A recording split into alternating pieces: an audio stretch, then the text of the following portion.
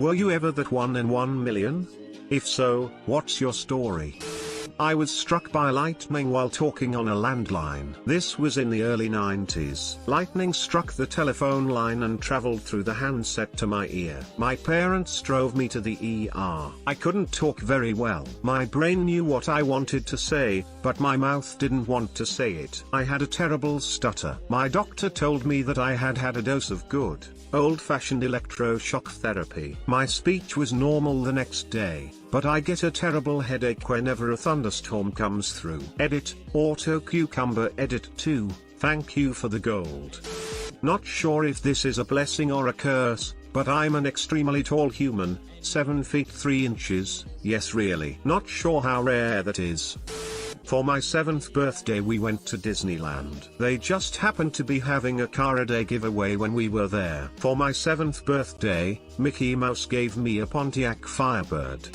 I have a very rare skin disease that only 1 in a million people get. I've been told that I'll probably never meet another person in my lifetime with it. Hailey disease for those interested. Edit, for those asking, I was diagnosed by a team of dermatologists. They had to take a biopsy of one of my many outbreaks. A picture of that particularly horrible rash is currently in a medical journal, or so I've been told. Yes, it is a very painful disease. Yes, I get steroid injections for it. I also get Botox injections to control sweating and prevent some of my outbreaks. No, I don't know if you have this disease. You have to get a biopsy. Yes, it's inherited. My mother was a carrier, and I've been told my grandmother had the disease for more than half her life. I once guessed a 6-digit random combination on the first try. It was the only try I planned to give, as a kind of scratch pad whatever moment. I've got the middle toes on both feet webbed. So did Stalin. Quack. My ex was struck by lightning several times and lived. Died in a car accident though, so not as lucky as he claimed to be. I was on Tinder and was talking to this guy. He was supposed to meet me for dinner. I texted him and no answer. Then I texted him on Tinder. Said that he couldn't make it. However, I got a text back from the number. It wasn't the guy that I thought I texted. It was the actor Gerard Butler. I thought he was lying until he FaceTimed me. Nice guy. Edit, well, I didn't think this post would blow up. First, I didn't go on a date with him instead. He lives on the West Coast and I live on the East Coast. I didn't keep his number because I respect his privacy. When he FaceTimed me he was super casual and asked me why I was using Tinder and he wished me luck on it.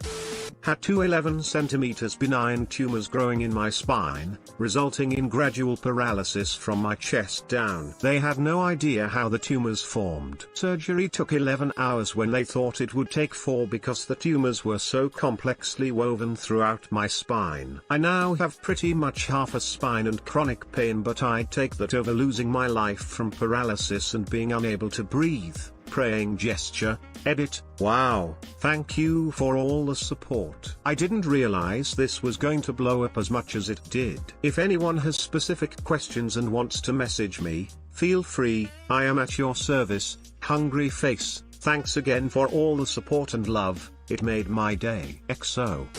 Got a rare but potentially deadly rash from a medication. I laughed when I first saw the bottle with the warning, and said knowing my luck I'd get it. I did. Ended up in a burn unit with my skin sloughing off round. Not a fun week. Edit, holy shit, big response. It's been amazing to hear how many people have similar stories, and are taking meds with high risk. And for those wondering what med, it was Lamictal/lamotrigine for me.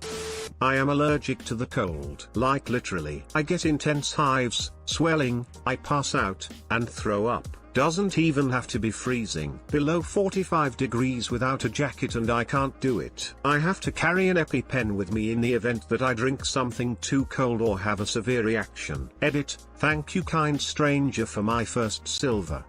I own a Lego minifigure called Mr. Gold. This particular minifig was to celebrate the 10th series of the Lego figurine line. They are sort of like grab bags. You can feel for them, but you don't know what minifigure you're really going to get. So because they were celebrating, they thought it was a good idea to only make $5 of these. Anyways, when I was younger and even now, I was really good knowing which figures they are simply by looking at the figures pieces and feeling out those pieces. I really like the minifigures cause I thought they were really cool and unique, so I really wanted Mr. Gold, and me and my mom hunted for it for a long time, but after a while I gave up. Then one day I was at the Lego store and felt the distinct diamond piece and freaked out. Finding this figure was a downright fantasy. I'm 18 now and still want to relive 12-year-old me's pure joy as he opened the packaging. Edit, thanks for making me Mr. Gold twice, also 2 words. The first one I don't know about the exact odds, but I was born on the 7th of July 1977 and weighed 7 pounds and 7 ounces. Sadly though, I clocked in at 6:50 a.m. The other is that around the age of 14 I started to notice the outsides of both of my feet starting to get much wider. After a couple of years of buying expensive custom-made shoes, they decided to perform surgery on my feet. Turned out I had extra muscle growth along with something else I don't recall at the moment. My podiatrist told me he submitted a scholarly article on it. May also have been genetic, as when my dad was 3, he developed an extra toe growing out of each one of his big toes. When I was a teenager, I had just started working at the local Sears Auto Center Express Loop shop, and on day 1 did a quick orientation and my first oil change. The manager walked away when he felt I was good to go and the oil change went well. Fast forward a few days later, my manager asked me to come into his office and he explained that the oil filter I had used had a huge flaw. I didn't know what that was, and it turned out the filter was pressed on backwards into the filter can and it wouldn't allow oil to flow in, and it damaged the motor. They had to purchase a new motor for the person and I still kept my job. He said it was a 1 in a million chance that would have happened, and it did on my first oil change. I was diagnosed with leukemia. I got a bacteria growth which killed the leukemia, a real 1 in 1 million chance. Edit, I almost died thanks to that bacteria. To edit, THX for the silver and gold kind strangers.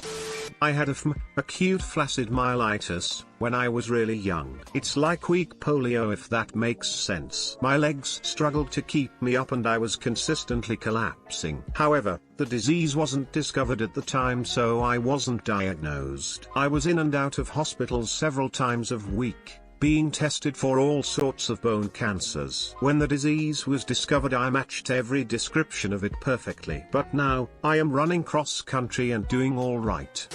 This is my mum's story and I've posted it before, but she once called her friend, back in the day, on the landline, and another lady answered. My mum asks if her friend was there and the lady says sure, I'll get her. My mum's friend hops on the phone and asks how she knew she was here. Turns out my mum got a number wrong when dialing, called a random house where someone was hosting a Tupperware party and my mum's friend just happened to be attending it. What are the odds of that shit?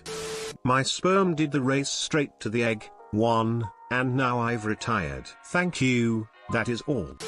When I was a kid, I was chilling in the water of the Mediterranean Sea in Turkey. Suddenly I felt an awful burning sensation on my stomach and my legs. I looked like I had been brutally sandpapered and I got to 40 degrees Celsius, 104 degrees Fahrenheit, fever. Turns out I made contact with a jellyfish, and later found out that it hadn't happened on that beach for 10 years or so. I was just extremely unlucky. I was diagnosed with a rare cancer that happens in males more often than females, usually happens to patients between 45 and 60, and happens in the abdomen or legs. I was a 34-year-old female, and it happened in my right arm. For the record, I'm in remission, but I couldn't believe I defied everything about the stupid fucker. Edit, okay, I'm going to be that person. My first gold. Thank you, kind stranger.